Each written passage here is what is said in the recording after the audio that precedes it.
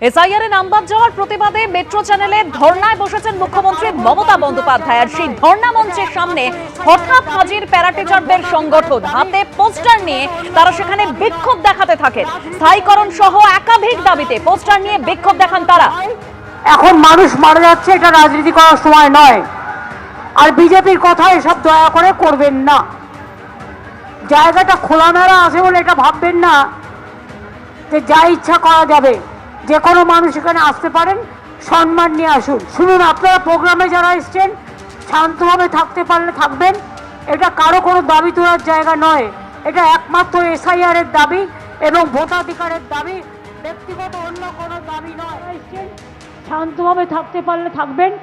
এটা কারো কোনো দাবি তোলার জায়গা নয়। এটা একমাত্র এসআইআর এর দাবি এবং ভোটাধিকারের দাবি, ব্যক্তিগত অন্য কোনো দাবি নয়।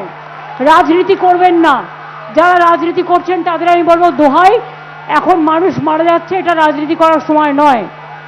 আর বিজেপির কথা এসব দয়া করে করবেন না।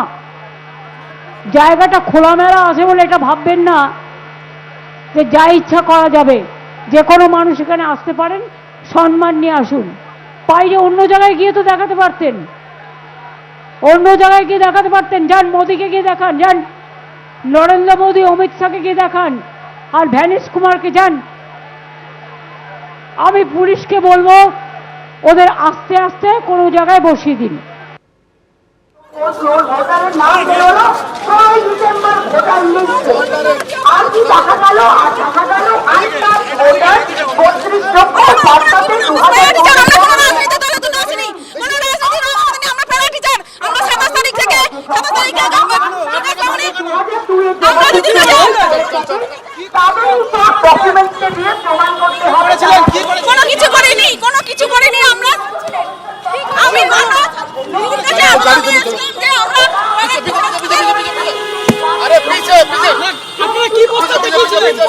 দিদি আমাদের বাঁচান, আমরা পাচ্ছি না। 10-12-13,000 টাকা আমাদের সংসার চলছে না। আমরা প্যারা টিচার, গাড়িটা খোলো, গাড়িটা খোলো।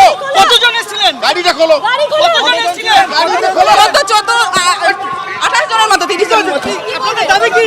কতজন ছিলেন? বেতন কাঠামো। আপনারা কি কাজ ছিলেন? বেতন কাঠামো। সিসিএল ছিল। হ্যাঁ, পুলিশে ধরে নিয়ে যাচ্ছে। আমি কি দোষ করেছি, অন্যায় করেছি আমি জানি না। আচ্ছা, সামনে নিয়ে যাও। শুনতে পাচ্ছি, শুনতে পাচ্ছি। আপনাদের দাবিটা আরেকবার বলুন। আমাদের দাবি বেতন কাঠামো। কত বেতন? 10-13-22 বছর, দীর্ঘ 22 বছর চাকরি। চলো। আপনারা অভিযোগ বলুন কেন? আস্তে আস্তে উঠুন, ম্যাডাম। অন্যায়টা কি করেছে বলবেন তো? আস্তে আস্তে উঠুন। কেন উঠবো, কেন বলবেন তো? আস্তে আস্তে বসুন, তারপর বলছি। চলো চেপে বসো। বন্ধ করে বসো। একজন বসো, বসে যাও, বসে যাও। একজন বসো। ওটা প্রোগ্রামে যারা এসছেন শান্তভাবে থাকতে পারলে থাকবেন। এটা কারো কোনো দাবি তোলার জায়গা নয়। এটা একমাত্র এসআইআর এর দাবি এবং ভোটাধিকারের দাবি, ব্যক্তিগত অন্য কোনো দাবি নয়। রাজনীতি করবেন না। যারা রাজনীতি করছেন তাদের আমি বলবো দোহাই, এখন মানুষ মারা যাচ্ছে, এটা রাজনীতি করার সময় নয়। আর বিজেপির কথা এসব দয়া করে করবেন না। জায়গাটা খোলামেলা আছে বলে এটা ভাববেন না যে যা ইচ্ছা করা যাবে। যে কোনো মানুষ এখানে আসতে পারেন, সম্মান নিয়ে আসুন। বাইরে অন্য জায়গায় গিয়ে তো দেখাতে পারতেন, অন্য জায়গায় গিয়ে দেখাতে পারতেন। যান মোদীকে গিয়ে দেখান, যান নরেন্দ্র মোদী, অমিত শাহকে গিয়ে দেখান, আর ভ্যানিশ কুমারকে যান। আমি পুলিশকে বলবো ওদের আস্তে আস্তে কোনো জায়গায় বসিয়ে দিন। এবিপি আনন্দ, এগিয়ে থাকে, এগিয়ে রাখে।